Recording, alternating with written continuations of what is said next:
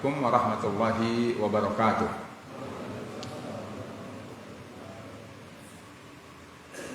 Alhamdulillah, alhamdulillahilladzi hadana li hadza wa ma kunna linahtadiya laula an hadanallah. Asyhadu an la ilaha illallah wa asyhadu anna Muhammadan Rasulullah. Allahumma salli wa sallim wa barik alaihi wa ala alihi wa sahabatihi wa tabi'in ila yaumiddin wa ba'du. Jamaah sekalian, pada sesi kali ini saya ingin menyampaikan terkait dengan Al-Quran, yaitu fungsi atau peran Al-Quran bagi kita, tentunya khususnya yang mengimani bahwa Al-Quran adalah kitabullah.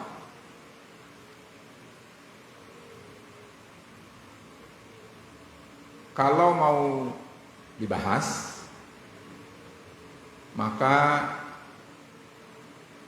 kurang-kurangnya ada 11 fungsi atau peran dari Al-Quran kepada kita sebetulnya. Sehingga kalau kita paham ini, maka Quran ini akan betul-betul mempunyai posisi di dalam kehidupan kita.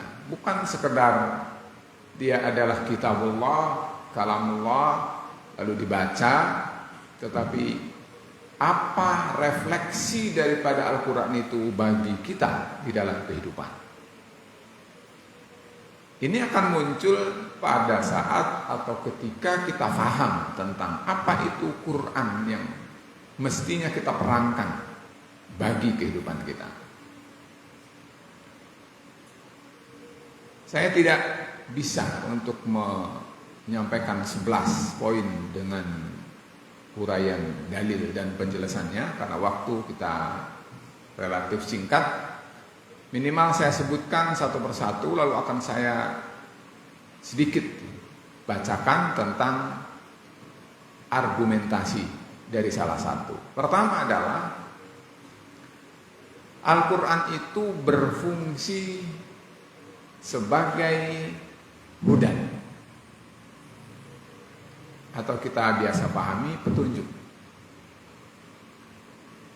Ketika Al-Quran itu betul-betul memberi petunjuk bagi sisi kehidupan kita, itu berarti fungsi Al-Quran itu berfungsi. Tapi kalau ternyata kehidupan kita itu adalah bisa jadi bertolak belakang, menyelisihi, atau tidak ada sama sekali kaitannya dengan Al-Quran, jangan-jangan Quran tidak berfungsi. Quran itu ada, tetapi tidak berfungsi bagi kita, karena kita tidak memfungsikannya, menjadikannya berperan dalam sisi kehidupan kita. Kedua adalah al-bayan.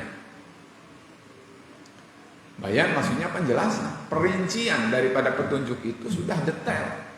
Al-Quran itu sudah memberikan kepada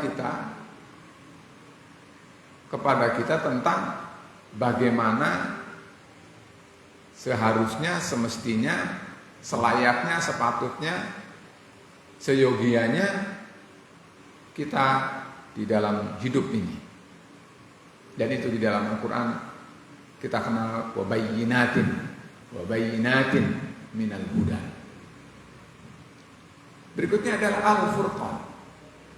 Quran itu berfungsi sebagai furqan. Wajar kalau Muslim yang beriman kepada Al-Quran punya identitas. Masa Muslim tidak punya identitas? Identitas itu bukan sekedar bahwa ditulis di dalam KTP agama Islam, bukan.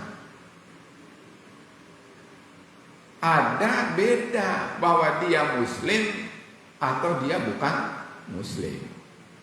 Kenapa kok bisa beda? Muslim dengan bukan Muslim itu? Ya karena ada yang membuat dia beda. Siapa yang membuat beda itu? Ya Al-Quran.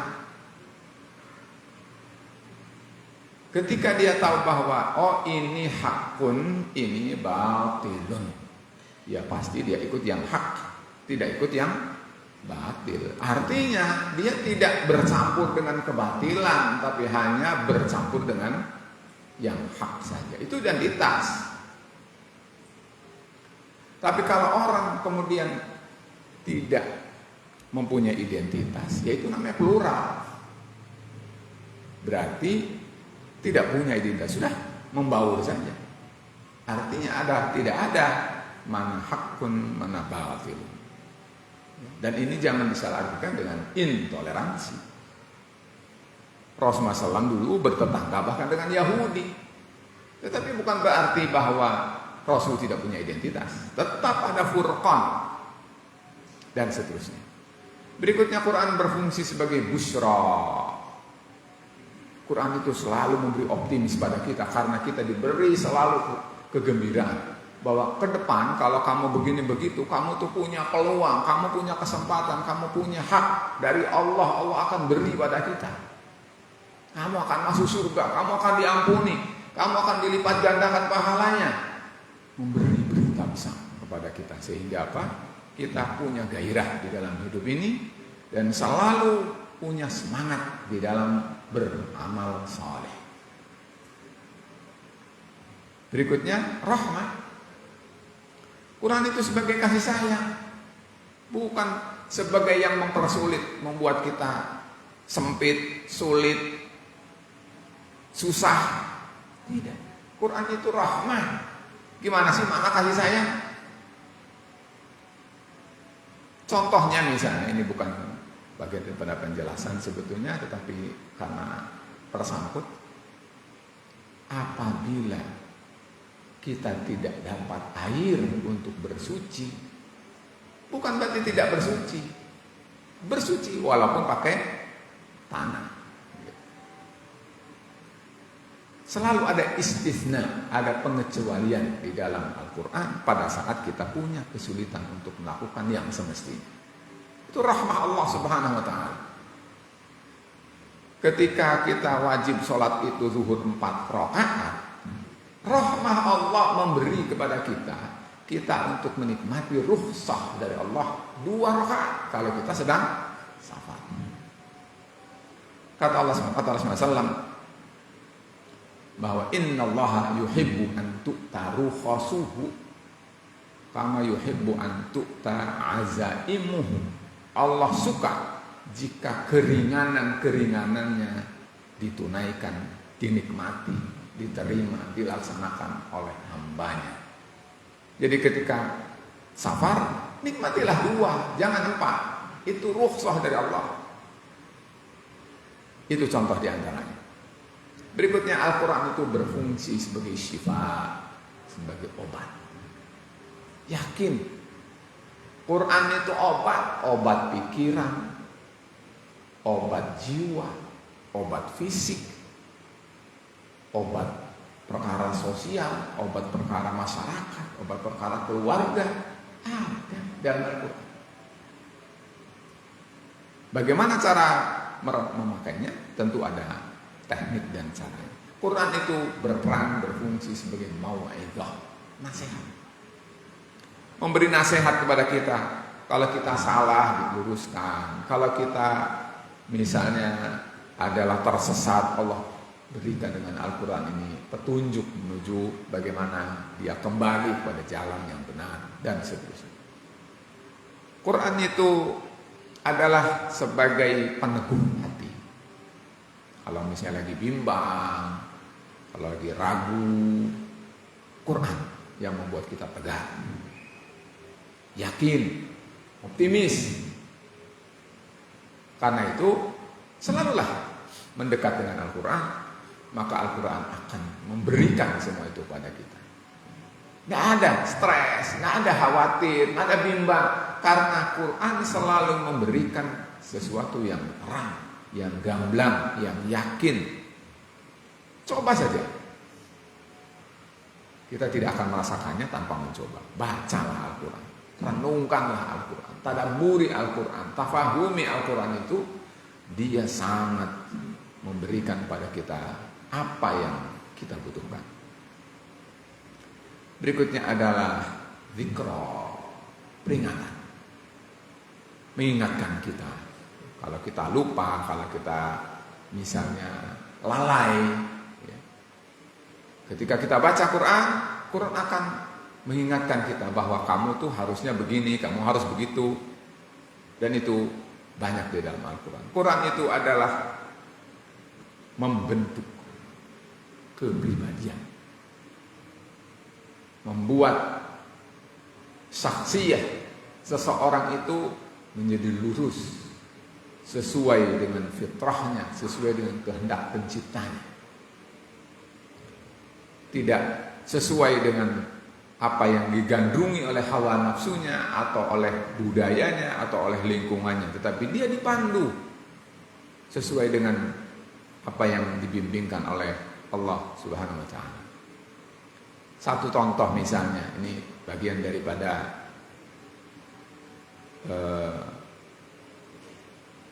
pandangan, misalnya adalah Syekh Shalih Fauzan, saya dapatkan bahwa kata beliau mengatakan inna taujihatil Qur'anil Karim tad'u ila bina'il insani minad dakhil, membangun manusia itu dari dalam dirinya.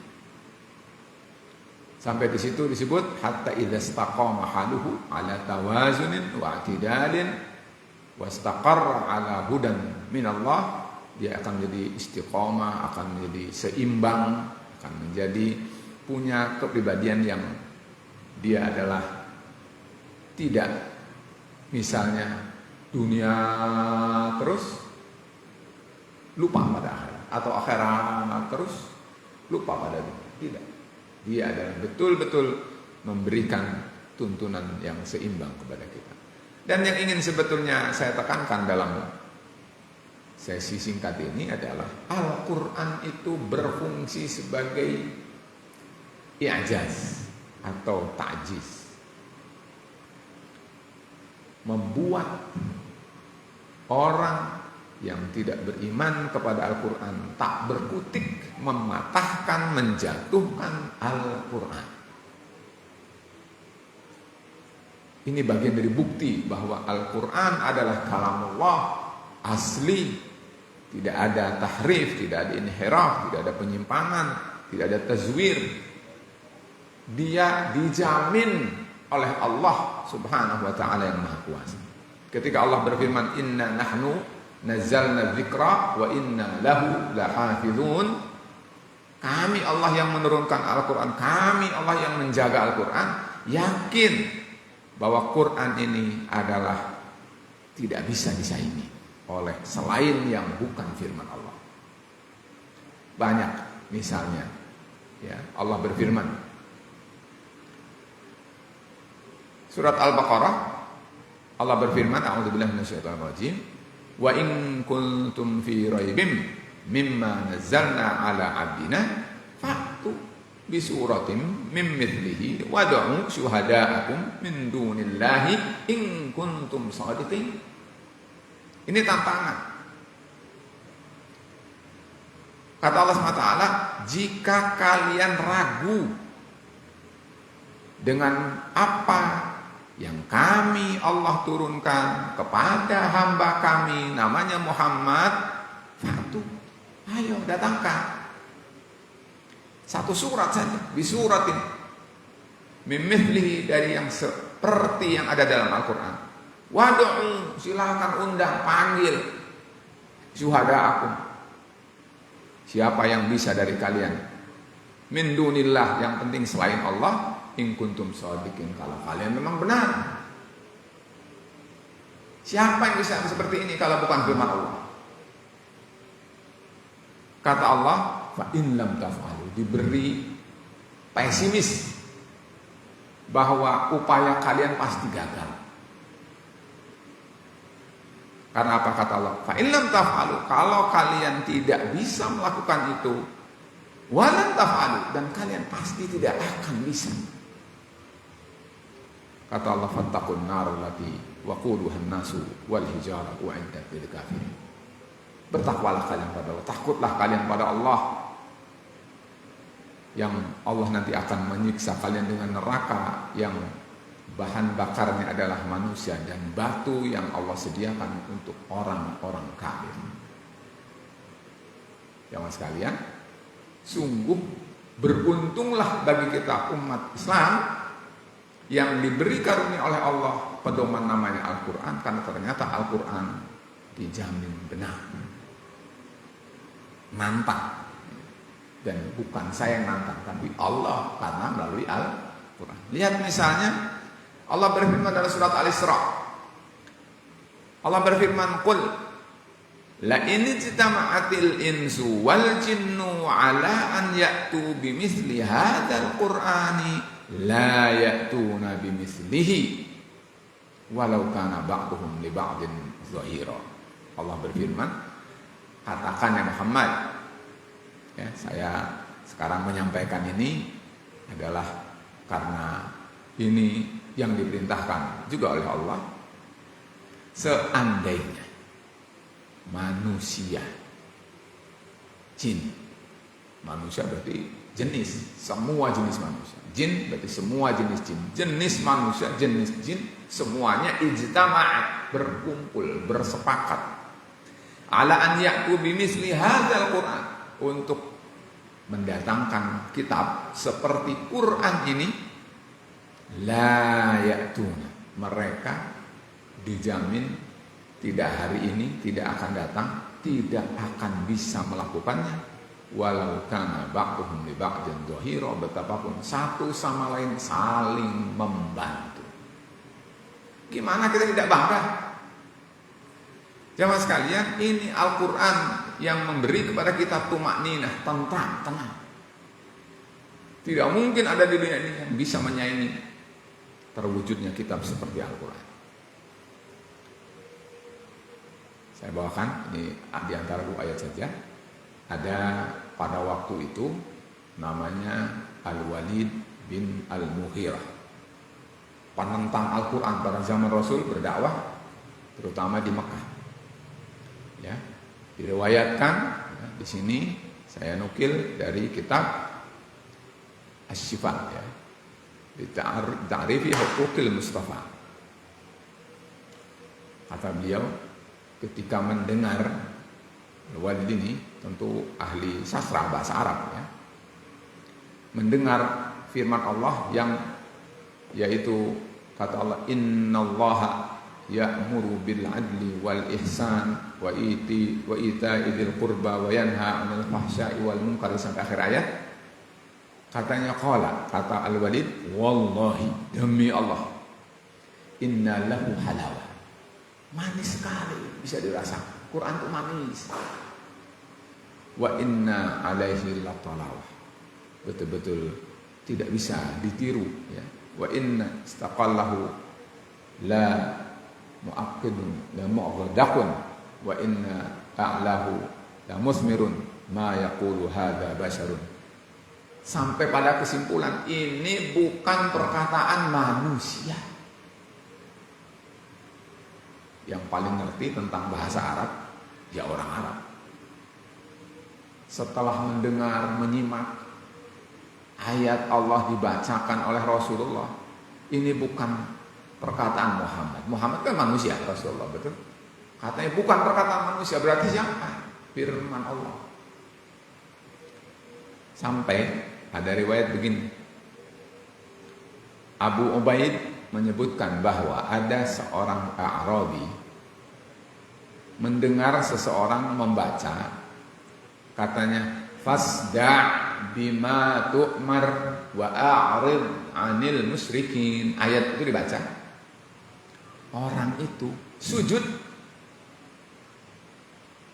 katanya, dia berkata sajadtu li fasahatihi, sujud bukan karena beriman, tapi karena takjub betapa sastra yang amat tinggi yang ada dalam Al-Quran.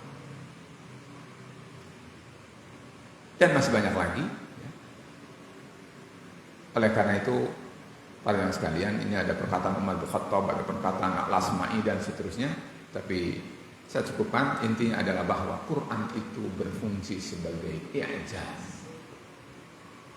Artinya membuat orang yang tidak beriman dengan Al-Quran tidak bisa mematahkan Al-Quran, bahwa Quran adalah bukan firman Allah, Al-Quran bukan Alkitab, tapi dia benar-benar firman Allah, dan dia adalah wahyu, dan dia bukan buatan dan rekayasa manusia.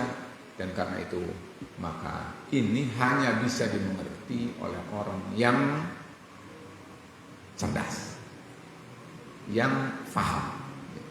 Kalau yang biasa-biasa aja ya barangkali karena tidak ada perasaan itu. Tapi bagi mereka yang sudah mendalami, semua akhirnya takluk dan akhirnya betul. Karena itu ada namanya al-i'jaz al-Qur'ani, ada namanya al-i'jaz al-ilmi, dan itu semua terdapat, bisa dibuktikan di dalam Al-Quran. Demikian para sekalian. Oleh karena itu coba hidupkan, rasakan bahwa Quran ini harus berfungsi dalam kehidupan kita, untuk kita. Ada enggak? Hadir enggak Quran itu dalam kehidupan kita? Ketika tidak hadir, bicara kita, berpikir kita, sikap kita ternyata seolah blank, tidak ada landasannya dari Al-Quran. Padahal Al-Quran kan seolah anggaran dasar, tetapi tidak ada rujukannya. Oh, ini pasal ke sini, ini pasalnya ke sini, ini pasal ke sini. Maka sesungguhnya kita belum menjadikan Al-Quran ini berperan bagi kehidupan kita. Maka segeralah, mumpung belum terlambat, Ramadan momentumnya, agar Allah merahmati kita sekalian, sehingga kita dicintai, diridhoi, dan dimasukkan ke dalam surganya besok insyaallah ta'ala. Demikian, mudah-mudahan bermanfaat. Wabillahi at-taufiq wal hidayah. Wassalamualaikum warahmatullahi wabarakatuh.